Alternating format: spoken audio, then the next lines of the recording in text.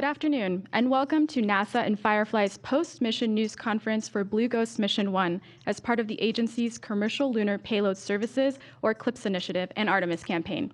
I'm Natalia Rusak with NASA Communications. On March 2nd, Firefly's Blue Ghost Mission 1 landed at Mare Crisium, a basin on the near side of the moon, delivering 10 NASA science and technology instruments. Named Blue Ghost, the lander completed approximately 14 days of surface operations on the moon and operated for multiple hours into the lunar night. Here to talk with us about the Blue Ghost mission, as well as the NASA Science and Technology, are Joel Kearns, Deputy Associate Administrator for Exploration with NASA's Science Mission Directorate, Jason Kim, CEO of Firefly Aerospace, Ray Allensworth, Spacecraft Program Director for Firefly Aerospace, and Adam Schlesinger, Commercial Lunar Payload Services Project Manager for NASA. Before we go into our opening remarks from our briefers, we have two images captured by Blue Ghost right around the lunar sunset. Let's take a look. The bright light in the center is the sun, and the bright light above the sun is Earth. And the bright dot in between them, out in the distance, is Venus, as identified by Firefly. And here's a view of the lunar sunset looking to the west, taken from a different camera. We're looking forward to the analysis from science teams once all of the images have been reviewed. Thank you to Team Firefly for having these photos ready to share with us this afternoon. After brief opening comments from each of our speakers, we will take your questions. For those of you in the room, please feel free to raise your hand to ask a question. For those of you on the phone bridge, please, you can enter *1 on your phone to be entered into the question queue at any time. The operator will unmute your mic when you're up and close your mic after you ask your question.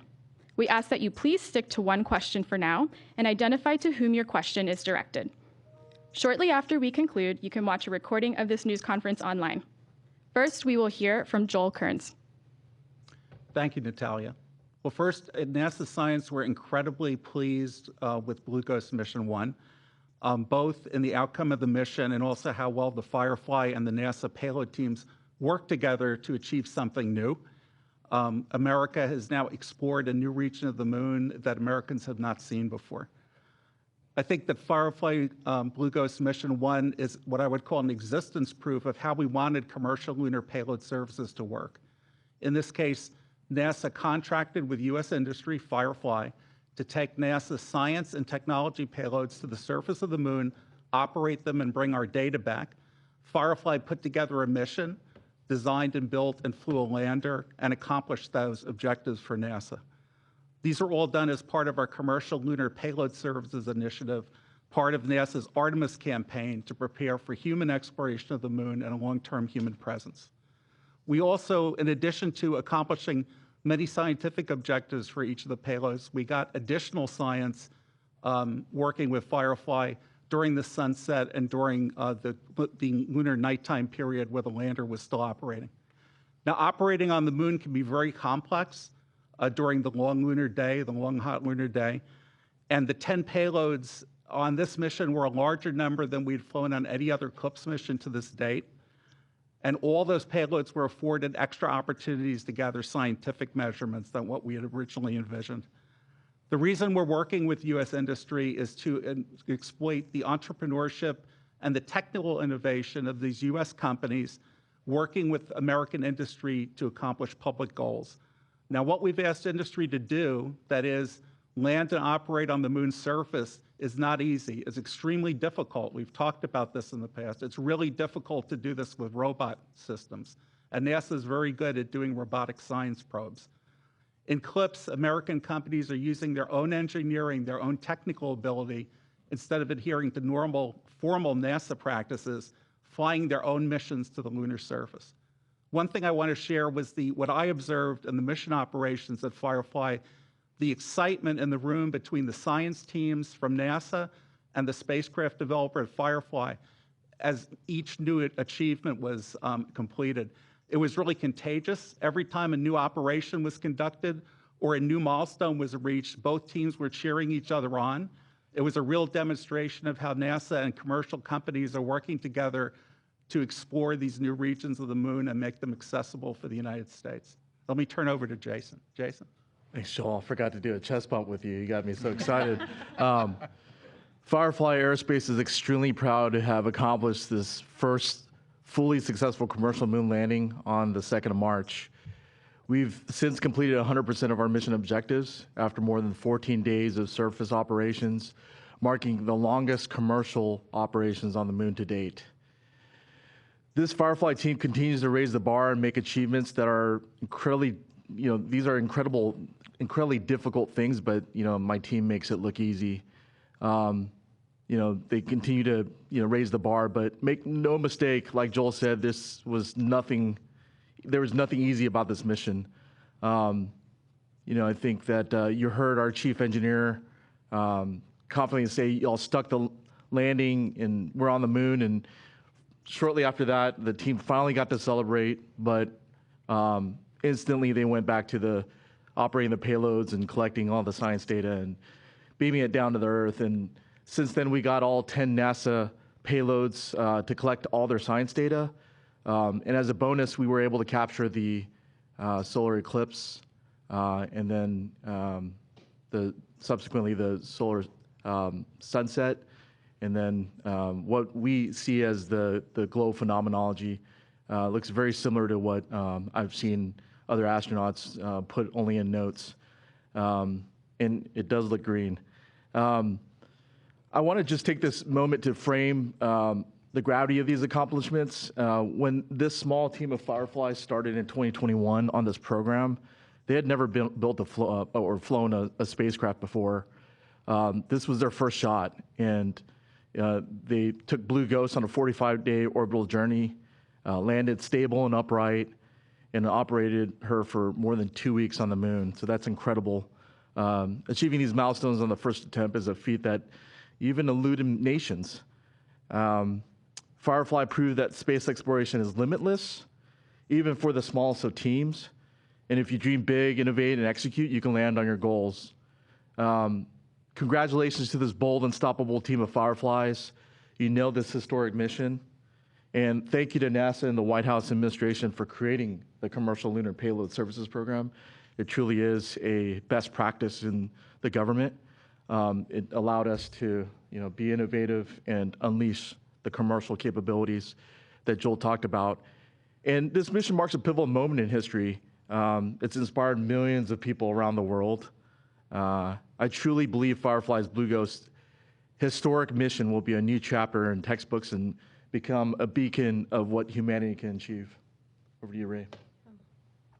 Thanks, Jason. I really want to take us back to when we were awarded Blue Ghost Mission 1, and we really wanted to make a commitment to NASA to carry all 10 of these NASA payloads to the lunar surface. And I'm really proud to say that we were able to accomplish that goal and take all 10 payloads with us to the lunar surface and accomplish, just such a significant amount of, mission objectives, science objectives, and really just kind of maximize that value for NASA and then all these individual payloads that we had on board. Over the last 60 days, the team, has really maximized the time spent in transit, and then ultimately, landing softly and safely on the lunar surface. We were able to completely maximize the lunar day, operating every day that we were on the surface, and as Joel and Jason mentioned, also through an eclipse and into lunar night. And it's that data that is really important to us as Firefly to provide back to the payloads. We collected over 119 gigabytes of data, and that's imagery data and payload data. That doesn't include even the telemetry data we brought back down. So just a significant amount of data now that all the teams get to go dig into, learn from, and I think over the coming months and years, we're really going to see, just all the information and new findings coming out of all this data.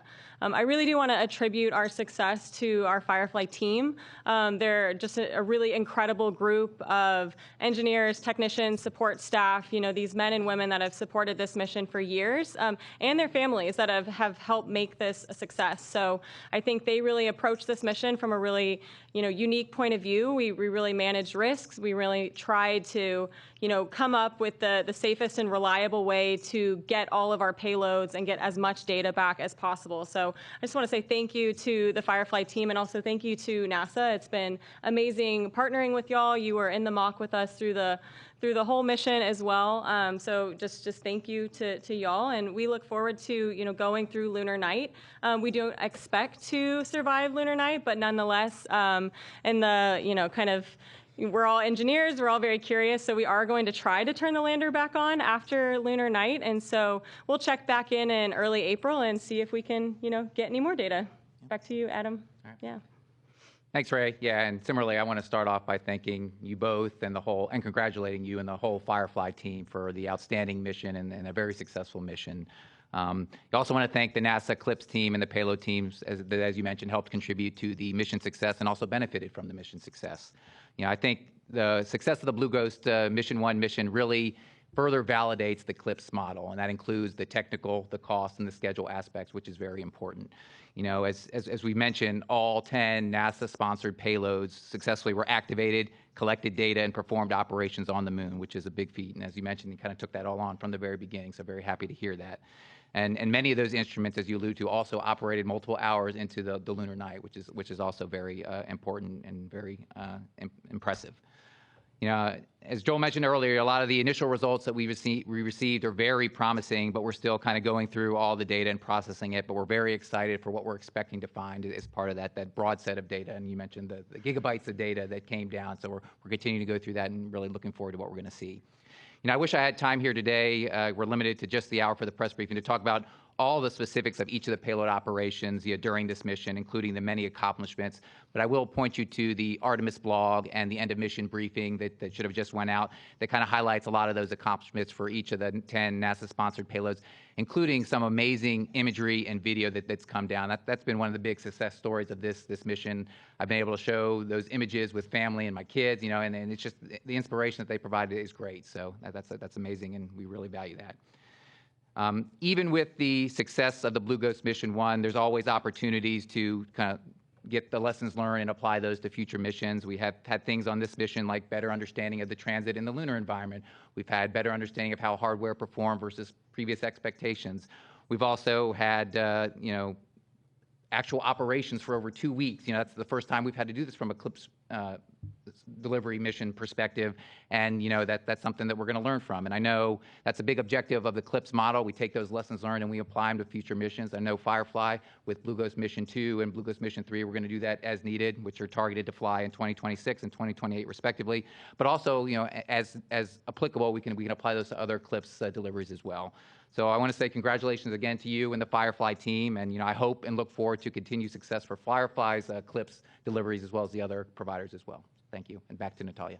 Thanks, Adam, and thanks to our briefers for those initial remarks. We'll now open it up for questions. Again, if you are on the phone bridge, please press *1 to submit a question.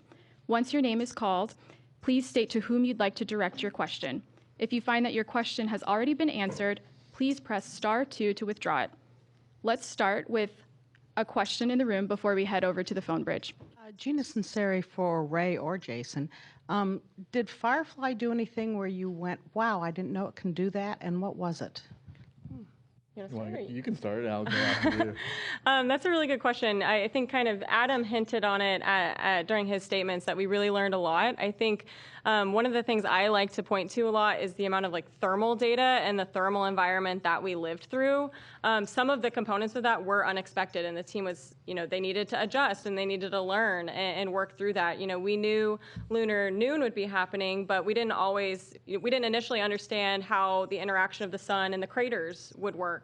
So the team kind of live took that data, updated models, and applied it forward. So stuff like that I think is a really good example of what we were actively learning on the lunar surface, and that we'll be able to apply moving forward.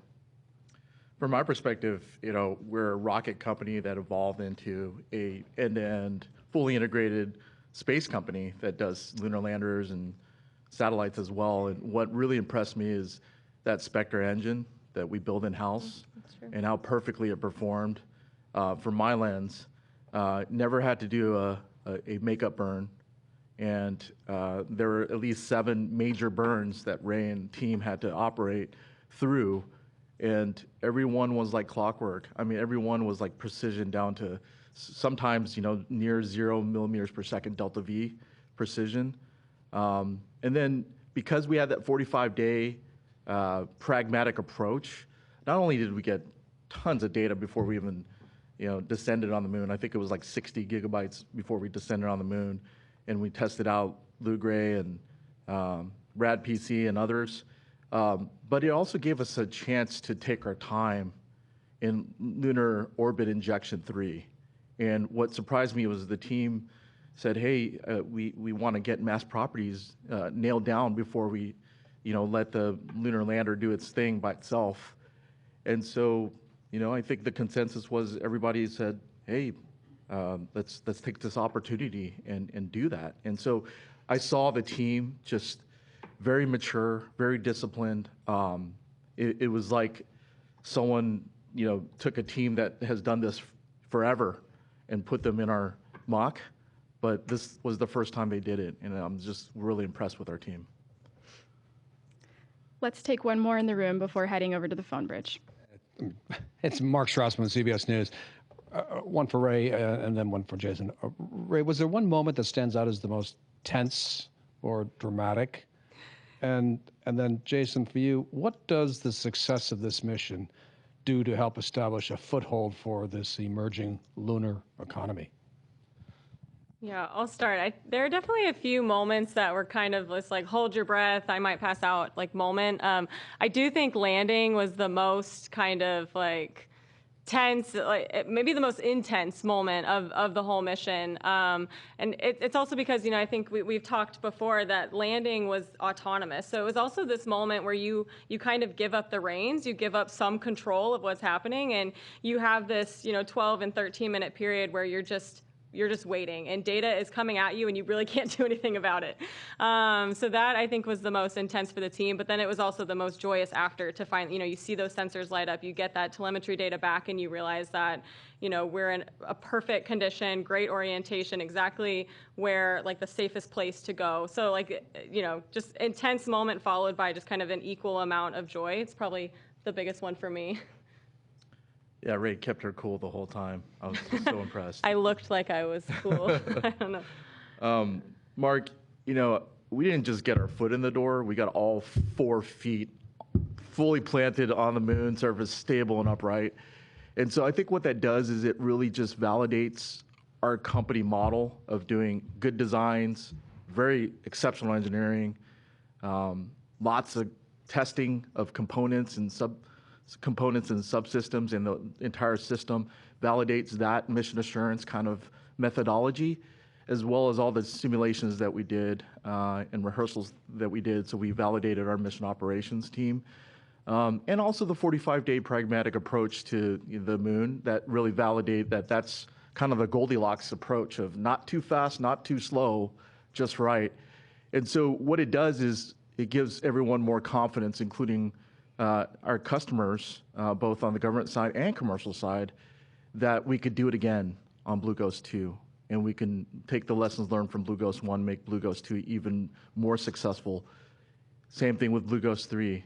All those lessons learned apply. Good, bad, ugly, they all apply.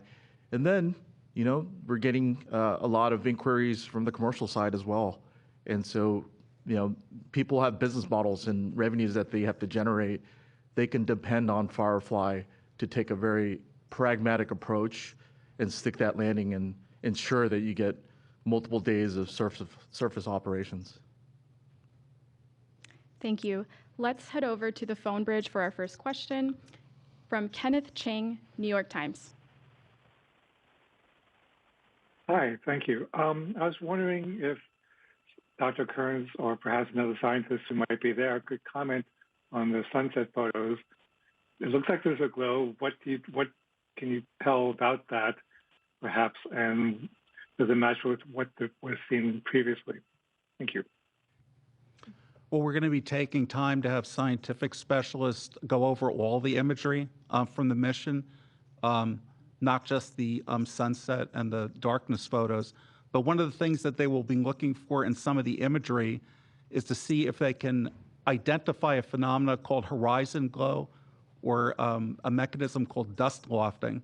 So lunar dust particles can become charged due to exposure to the solar ultraviolet radiation, and these particles can experience what we think is electrostatic repulsion, causing them to lift off the lunar surface. That's the model. So the thing that has been observed by robotic probes and reported by astronauts in the past, in the 60s, called Horizon Glow was identified in images from the NASA robotic spacecraft Surveyor 5, 6, and 7 in the 1960s, and that may have been caused in part by sunlight scattering through a cloud of electrostatically lifted particles. Now, it's going to take some time to go through these images, but what I'm really happy about is that these images, I think, are the first high-definition images of looking at sunset and transitioning into the dark. So this is going to provide a valuable opportunity for not only the scientists who are on this mission, but general members of the scientific community to look at what's in the images and compare it to some of the perhaps complementary measurements made by instruments on the mission. So for example, we had an instrument, LMS, that was looking at magnetic and electrical fields on the moon. Researchers may be able to look at some of that data or look at some of the data from the RAD-PC computer test, which was also looking at radiation effects on the moon, and correlate it perhaps to what's available in those images so that we will be able to use these high definition images such as that one for additional scientific findings, we think, in the future. Thank you. Our next question from the phone bridge is from Jeff Faust with Space News. Hey, good afternoon. A question for Ray or Jason to get back to the question about lessons learned from Blue Ghost 1. Is there anything that immediately stands out that from Blue Ghost 1 that you plan to apply in terms of hardware or operations to Blue Ghost 2 and 3?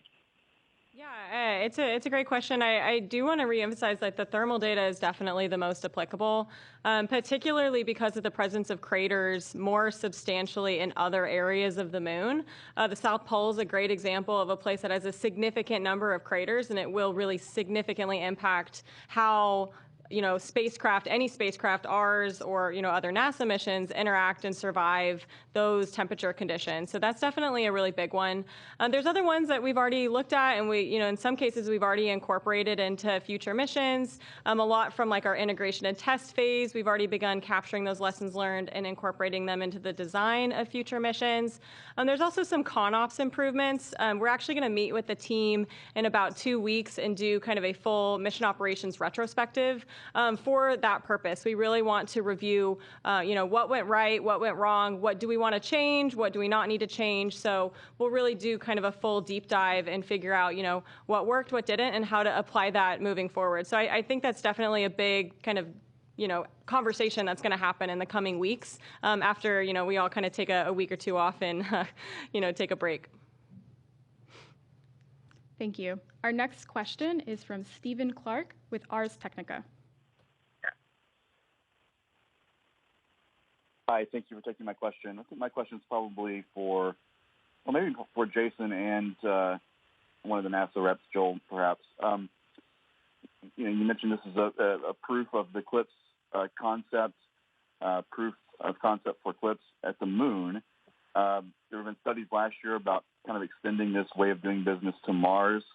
Any thoughts about applicability of either the Blue Coast design? I know landing on Mars is very different than landing on the moon, but from Firefly's perspective and from NASA's perspective, what's the status of those commercial Mars studies? Thanks. Did you want to start first? I'll start.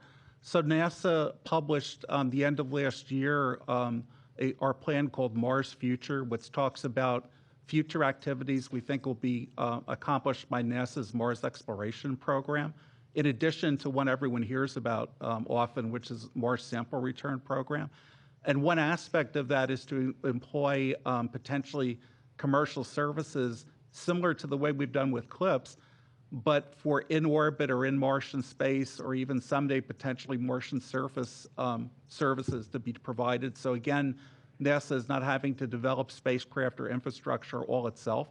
I think that Mars is a different place than the moon is, much further away, has an atmosphere. Moon doesn't have an atmosphere.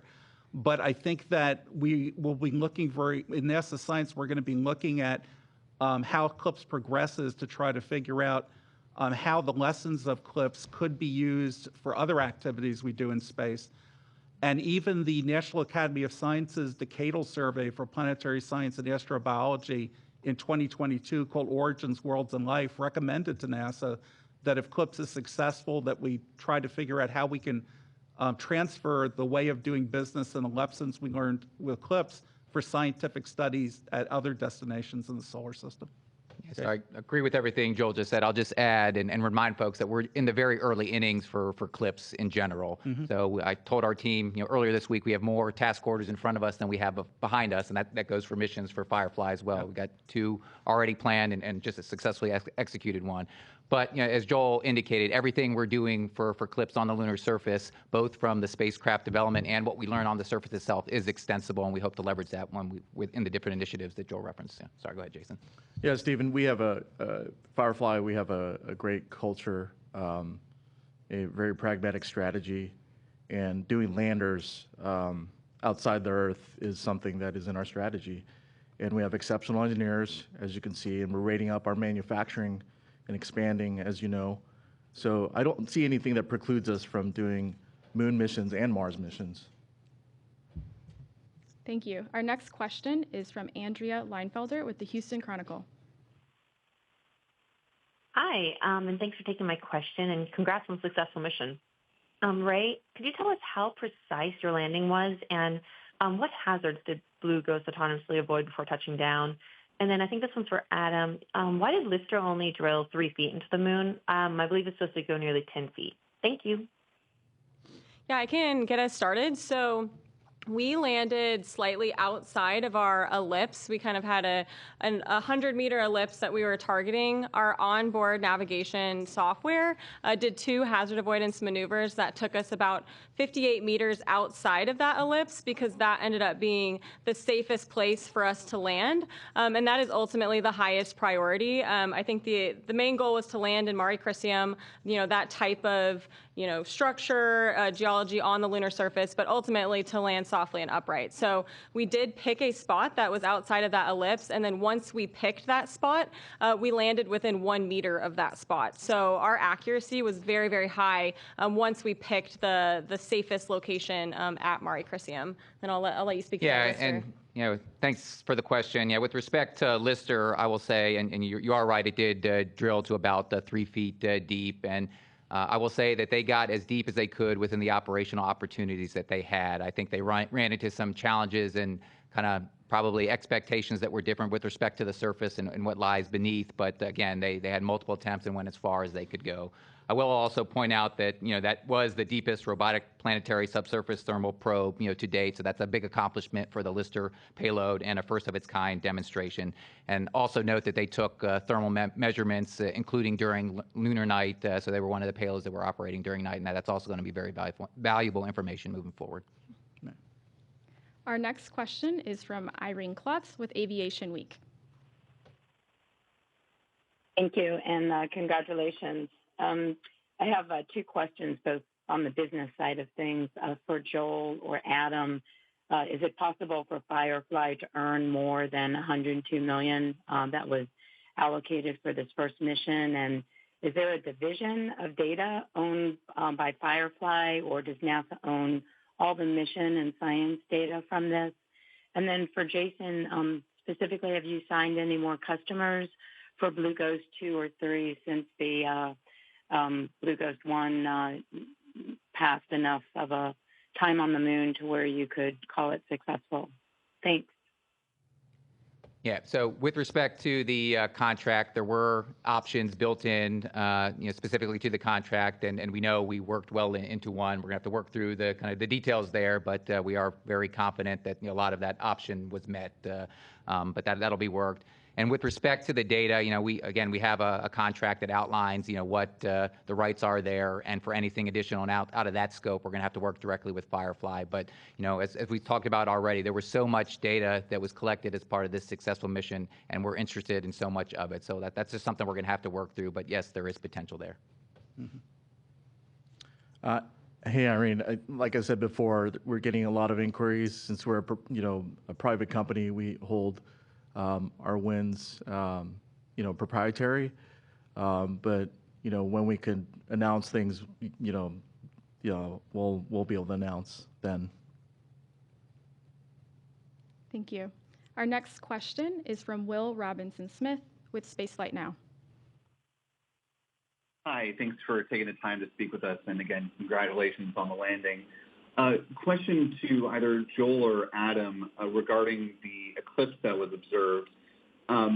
Beyond just being sort of a point of fascination and inspiration, is there additional science data that can be gathered by observing an eclipse on the moon that, other instrumentation that is used to do a similar phenomenon here on Earth or in Earth orbit cannot do? Thanks. I'll start and ask Adam to. So obviously the images will be studied closely, but in addition to that, the individual scientific investigation teams for the payloads will be looking at the effect of not having the solar radiation during the eclipse, at the same level, being measured by the payloads, how some of the local environmental conditions might change. If it's not being illuminated, the temperature might go down. Making sure that they can try to infer things that what maybe affect the measurements or shed some light onto things related to that eclipse. I think it's going to be up to the science teams to go figure out what they can draw, but I know they were really happy to be able to take data during that period, the payloads that were able to take data. Adam? Yeah, the only thing I'll add, you mentioned the charged particles, and we had the eclipse, not too long before, the sunset. So understanding how the potential charging of those particles change with the eclipse and going into the sunset, I know that's something that's been identified and something that we'll look at. The other aspect I'll mention is not really scientific, but more to what Ray had talked about previously with respect to the thermal environments, how that eclipse, impacted the thermal, on the surface at the location that we were at to kind of help inform the models moving forward that will be beneficial for future missions. Yeah. Thank you. Our next question is from Issam Ahmed with AFP.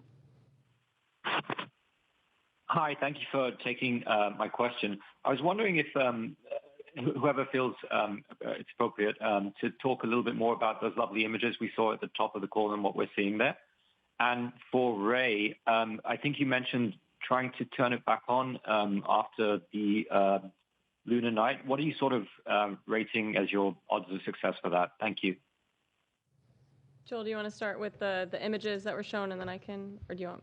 Well, I guess all I would say about the images, and others should also add, is that these are the first high-definition images, taken of the sun going down and then going into darkness at the horizon. So we're going to be looking at understanding how does, for example, the illumination of, say, mountains that are behind the lander when the lander is looking west at the sunset, for example, shown here, how is that illuminating the soil and bringing up added details, say, at looking at the regolith or looking at the rocks. Mm-hmm. This is not something we're used to seeing before, so now we're going to have to interpret these images against physical models of what we expect to see, as the sun is going down. I think that the images themselves are beautiful. They're really aesthetic. But I know there are a bunch of folks looking at them now that study the moon that are probably looking at them trying to figure out, well, how does that, what kind of model of light scattering or illumination behind me would, in effect, light up things in front of me while far ahead of me the sun is setting. Mm-hmm. So there's going to be a bunch of physical analysis, physics analysis and optics analysis that'll be done on that. And Adam? Before we turn it over to you, I'll just say, we only saw the 2 images up front, but we have, multiple images at different points of time from different perspectives as well. So it's really going to take the suite of those images to be assessed to really get the pure findings coming out of that. And it's really hard to see in just the 2 we're showing today, but there's so much more we have access to and just need time to go through it. And then as to our probability of turning back on after lunar night, I think it depends who you ask, whether they're an optimist or a pessimist. I will say that the lander is absolutely not designed to live through the extreme cold that will occur during lunar night. And so I'd say the probability is very, very low that we do power back on. But this lander has surprised me multiple times over the last 2 months, and things have gone extremely well. So, I'll remain optimistic. Maybe we will get a signal, in early April, and we'll certainly let y'all know if we do. Great. Our next question is from Marcia Smith with Space Policy Online. Thanks so much. My question is for Jason. You've talked about other customers for these kinds of landers. What kind of cadence do you think that you could support? How many times could you launch per year? Well, there's a lot of factors that go into that. Right now, we're expanding our Cedar Park spacecraft facility. We got a really hard-earned Texas State Commission grant to do so.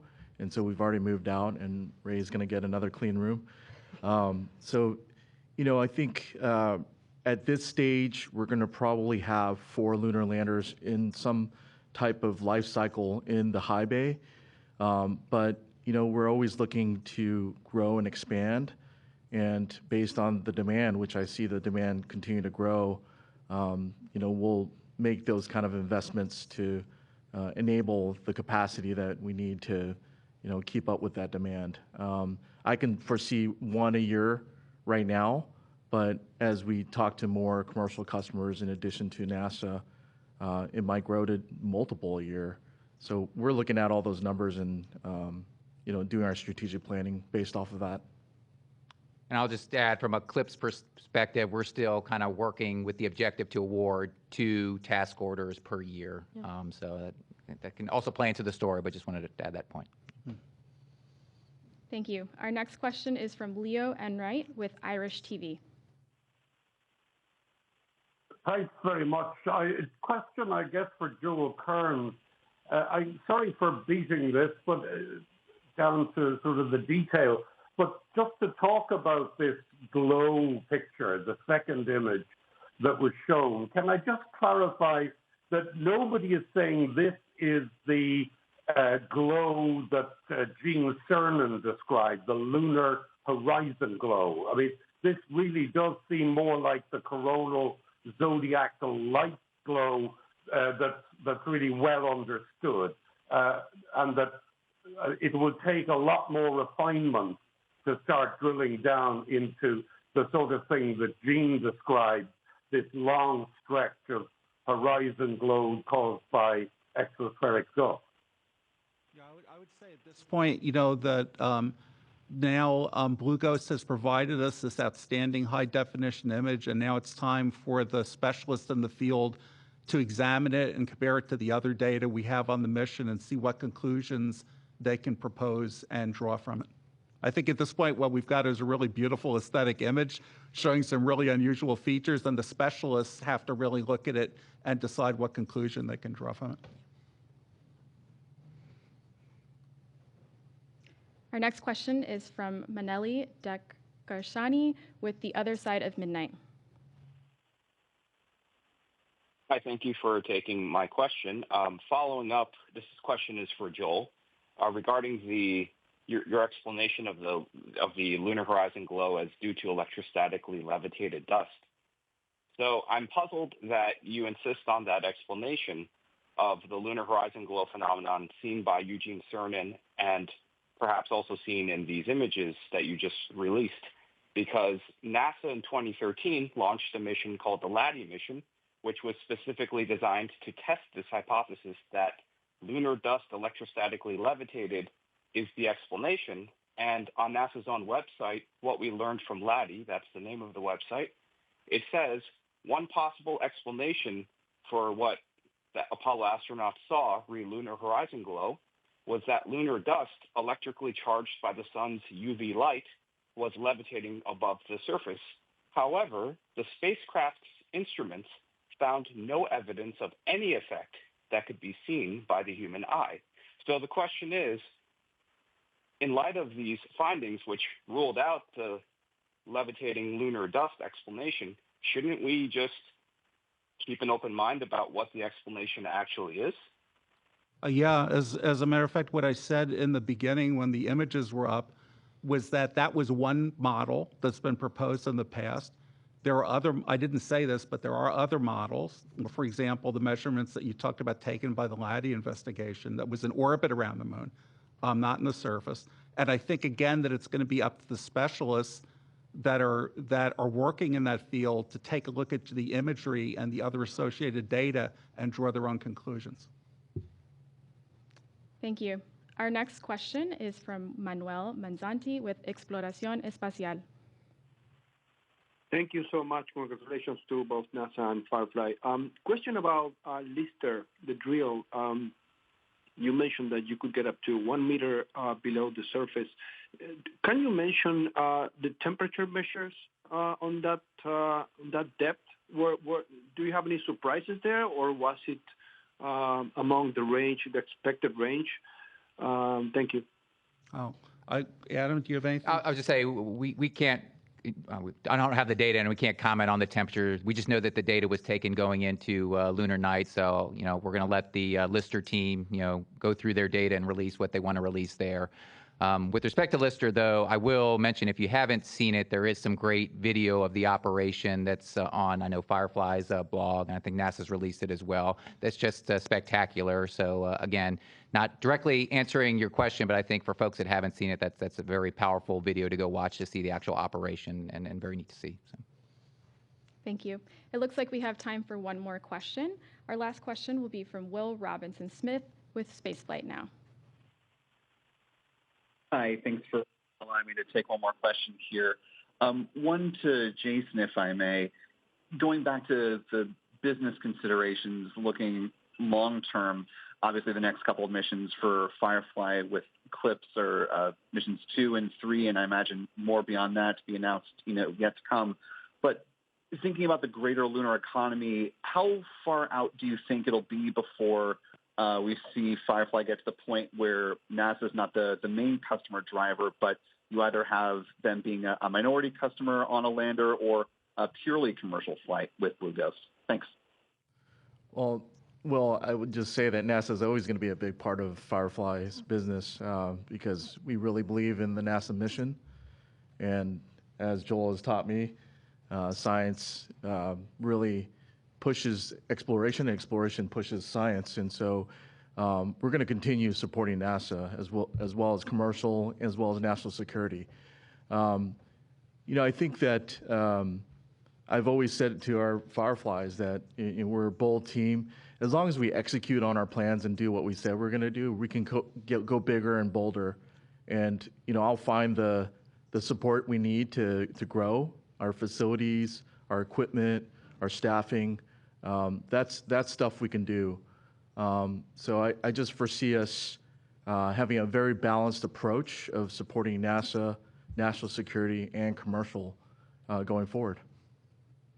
Yeah, I'll just add that it's always been CLPS objective to kind of not have the continued reliance all the way through. Obviously, some, as you said, but I mean, as you mentioned up front, opening that door real wide and demonstrated success is a real powerful thing, both for Firefly and for CLPS. So, this is, as I also said earlier, this is just the early innings for CLPS moving forward. So, we've just begun and really looking forward to what's ahead. Thanks to all who submitted questions, and thanks to today's briefers for taking the time to discuss Firefly's historic moon mission enabled by the agency's Commercial Lunar Payload Services, or CLPS initiative. We hope you'll continue to follow along on Firefly's platforms and nasa.gov/CLPS. Thanks again for joining us. That will wrap today's briefing.